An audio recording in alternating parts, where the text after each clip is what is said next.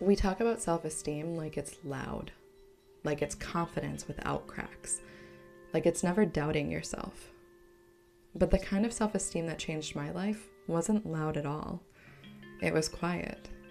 It was the moment my body stopped bracing, the moment I realized I didn't need to become someone else to be worthy of love. This episode is about body image and relationships and insecurity. But more than anything, it's about what it feels like to be finally at home in yourself. So let's talk about it.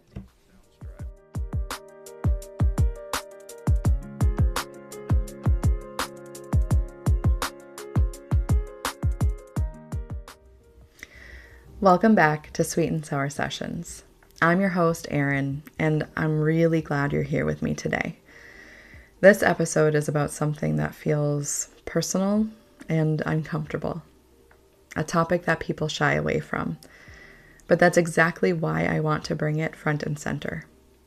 If it's something that brings us shame and embarrassment, then it's probably worth talking about. Today's episode is called Mirror, Mirror, We Need to Talk. And like I said in the opening, this episode is about body image and relationships, but mostly it's about the undercurrent of insecurity.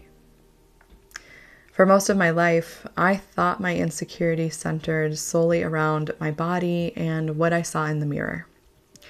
I thought if I could just be thinner, smaller, prettier, I would finally feel secure, confident, like I was enough. But insecurity is sneaky. It doesn't just live in one place. It weaves itself into pretty much everything. How you see your body, how you love, how you show up in relationships, how you measure your success, and how you decide whether or not you're worthy. This episode isn't just about body image.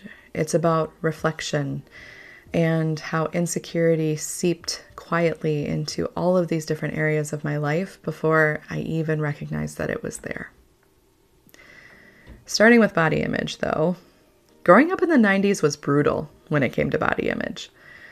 Diet culture was everywhere. Weight loss ads, magazine covers, TV shows where women's bodies were treated like public property, something to comment on, critique, and fix. Beauty was equated with thinness, and thinness was treated like the ultimate achievement. If you weren't a certain size, a certain weight, you were made to feel less than, undesirable, like you took up too much space. Shows like The Biggest Loser turned weight loss into spectacle and shame. Embarrassment over being overweight became normalized. The message was loud and clear. If you don't look a certain way, something is wrong with you. I remember being a young girl thinking, if only I looked like her. And her could have been any celebrity, model, or actress. We weren't taught that strong is beautiful, or that confident is beautiful, or that being comfortable in your own skin is beautiful. We were taught that beauty equated to thinness. The first time I ever went on a diet, I was in 7th grade. My mom tried to make it fun. She had special meals that I could bring with me to school, and honestly, they were good. I actually still make some of those recipes to this day. But I also remember feeling embarrassed, like an outsider, like there was something wrong with me because I needed to be on a diet when my friends didn't. That year, school pictures were taken after I had lost a noticeable amount of weight. And instead of being excited when I saw the school picture, I remember feeling shocked and sad. Disconnected, actually. I didn't recognize the girl in the photo. I looked too skinny, and I didn't feel like myself.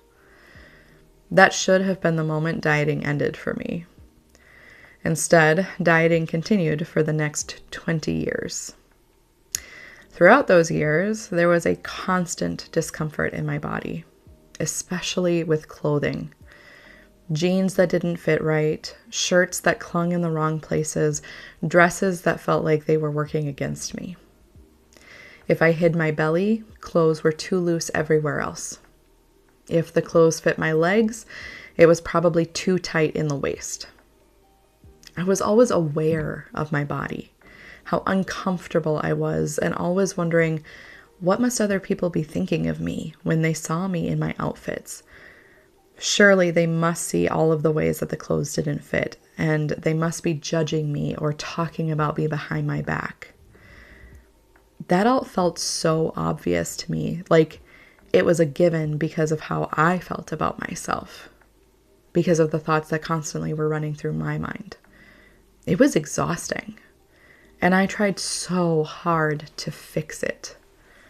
I thought if I could just be skinny, people wouldn't laugh at me and I would finally just fit in. I went on every diet or weight loss method around. Weight Watchers, keto, I even went vegan. You name it, I did it. Sometimes it worked, but the results were always short-lived. Nothing ever stuck. And eventually, I realized why. My motivation for losing weight was never rooted in love for myself. It was rooted in the hope that other people would love me more if I was thinner, if I looked different, if I took up less space. I wanted so badly for other people to love and accept me, but the issue wasn't my size, my body, or my weight. The real issue and the truth behind all of it was I didn't love myself. I stood in front of the mirror and I saw flaw after flaw. My mind ran constant criticism. I punished myself for not looking like the women I had been taught were beautiful. And that insecurity didn't stay contained just to my body. It spilled into everything else. Insecurity doesn't really stay rooted in just one thing, though. Once you have that security, it shows up in so many different places. For me, it showed up in my relationships, constantly wondering if I was enough, pretty enough, interesting enough, thin enough to be chosen, to not end up alone, to not be abandoned. It also showed up in how I searched for validation from romantic partners, from achievements, from external approvals. It showed up in my work and school, feeling like I had to prove my worth by being perfect, capable, impressive. I tied my value to what I could offer others, how helpful I was, how much I could manage, how indispensable I could make myself. Insecurity told me that being chosen by a partner, by a job, by other people was proof that I mattered. And the 90s reinforced this in another powerful way. Rom-coms. Rom-coms painted a very specific picture of love and success. A thin, beautiful woman, a man choosing her, a proposal, a wedding. That was the happy ending. And the happy ending was only ever delivered to one kind of woman. The larger girls were always supporting characters, never the leading lady. They were always the funny ones because they told us that's all these women had to offer. Nobody would choose them to be their happily ever after. That was absurd. The big girls not only made the jokes, but were the butt of the jokes as well. But beyond the picture of beauty and acceptable body size that rom-coms painted, there was another message that was always delivered. That message was subtle but consistent. The ultimate achievement as a woman was being chosen, landing the relationship, getting the ring. No one talked about choosing yourself, or building a life that you loved, or feeling secure in who you are. Just be thin, be lovable, be easygoing, be chosen. That message had a bigger impact on me than I realized. It fed my insecurity and it shaped how I showed up in relationships. It shaped the type of love that I sought out. Looking back now, I can see how misaligned I was with my past partners. and how for a long time I placed all of the blame on our misalignment outward, believing that I was showing up authentically in my relationships and that I did everything right, that I was selfless. I prided myself on being the giver, the caretaker, the problem solver. I thought love meant taking everything on so that my partner never had to. I wore that identity like a badge of honor, and I clung to anything that felt like connection. If a partner valued something and I had even a remote interest in it, I would latch onto it and make it part of my personality. I shape-shifted. I molded myself to fit. I thought that was love. But now I can see it for what it really was. Insecurity wearing a halo. A kind of noble martyrdom.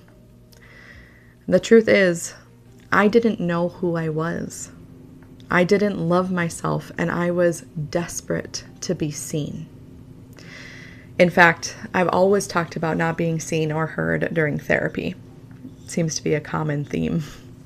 How that's always been an issue for me and one of my biggest frustrations. Not being heard by partners, by others, by the world. But through therapy, I realized I wasn't listening to myself either. I hadn't shown up for myself. I hadn't listened to my body. I hadn't listened to my intuition. I hadn't really ever given myself the time of day. That realization came during one of the most impactful moments in my healing, which of course occurred during therapy. My therapist asked me a simple question. Who is Erin? At first, my answers were all about service. I'm a helper, a caretaker, a problem solver. And then she asked a harder question. Who is Erin if she's not taking care of everyone? That question sent me into a full-blown internal panic because I truly did not know. And facing that realization that I didn't know was scary. It was uncomfortable, and it was sad. But that realization also forced me to stop and listen to myself, not with criticism, but with curiosity. One of the biggest things I had to unlearn was tying my worth to the number on the scale and the size of my clothes. Your worth is not a number. When I thought about how I value other people, I realized I didn't measure their worth by how they look. I value kindness, character, humor, intellect, warmth, generosity, and wit. So why was I using a completely different measuring stick for myself? Why would I not also value myself based on those measures? Learning who I was without tying my identity to service or productivity was difficult, but it was necessary.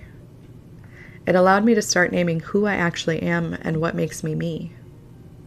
I am kind. I am loud, optimistic, hilarious, witty, understanding.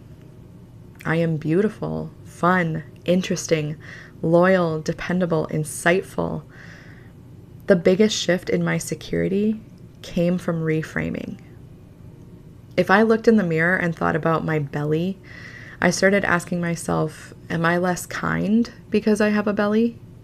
Am I less funny, intelligent, or understanding? The answer is always no. My body didn't erase the things that actually make me who I am. I also started celebrating what my body does for me. Instead of criticizing the size of my thighs, I celebrate how strong my legs are, how they allow me to dance and move in ways that bring me joy.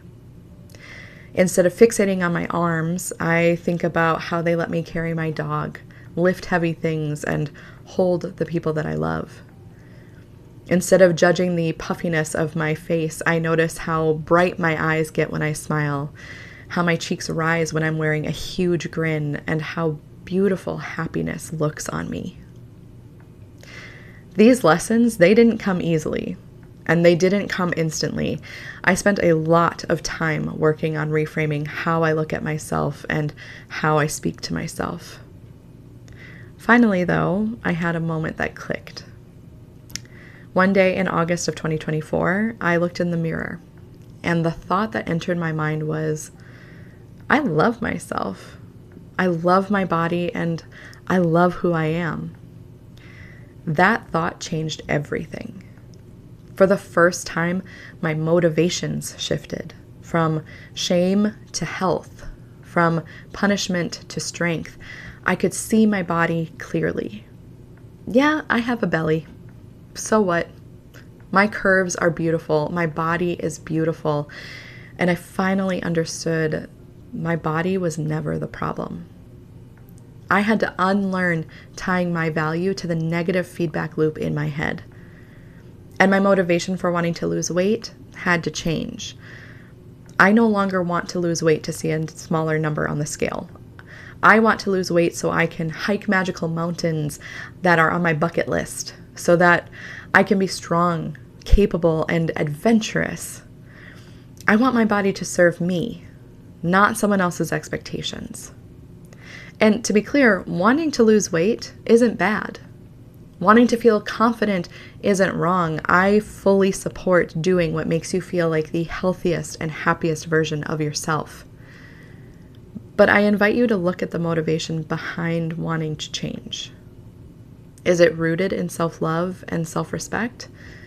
Or is it rooted in insecurity, comparison, and the desire for external validation? That distinction changed everything for me. Because the moment I learned I wasn't less than, no matter my size, was the moment insecurity finally loosened its grip. And that flowed into other areas of my life as well. I no longer approach potential romantic partners or relationships the way that I used to. I'm no longer seeking external validation. I'm no longer worried I won't find someone to love. I am blessed to have many people in my life who all love me for exactly who I am. And most importantly, I finally love me. Actually, one of my favorite memories, also from 2024, was standing in my house. I was reflecting on how my house feels so deeply me, and that is something I had been wanting for quite a long time. And while I was feeling all of the warm and fuzzies from loving this house and feeling grateful for finally feeling connected to myself, I had another thought. I'm going to find the love of my life here. And immediately my inner voice shouted, "Me! It's me! I am the love of my life." And I couldn't help but smile and feel immensely proud and satisfied in that moment, because Erin from a few years ago would never have thought that. But that day, and still today, it's true. I am the love of my life. And that doesn't mean that I don't want partnership someday. It just simply means I no longer need a romantic partner or someone else's love to feel worthy. I finally know that I am. I always was. And I would challenge you to start asking yourself who you are without the judgment of others. What is it that makes you, you? What do you find beautiful about yourself? I would challenge you to reframe your thoughts when they begin to criticize. Find the things you value in others and identify those same things in yourself. I promise it's worthwhile. And you might find that you love yourself more and more each time you do it. I'd like to leave you with this. If you see yourself in any part of this episode, you are not alone. If you are your own harshest critic, if you crave other people's approval of you, if you tell yourself that if only you could be like someone else, then you would feel confident, worthy, or loved, you are not alone. And if no one has told you today, or ever, please hear me when I say, your worth is not conditional. You are enough. Enough to live a full life, enough to be successful, enough to be happy, with or without the perfect body, with or without the romantic relationship, with or without any of the future goals you may have set for yourself that you haven't quite achieved yet. You are enough to be loved. Thank you for joining me today for this very personal but very important topic of insecurity. I hope you gained something from listening in. And if you think this might resonate with someone else you know, someone who is overly critical of themselves and would benefit from connecting on these topics, please share this episode with them. So many of us are simply wanting to be seen by others who are experiencing the same things, which is exactly why we talk about them here on Sweet and Sour Sessions. As always, I'm Erin, and until the next time, take care of yourselves and each other.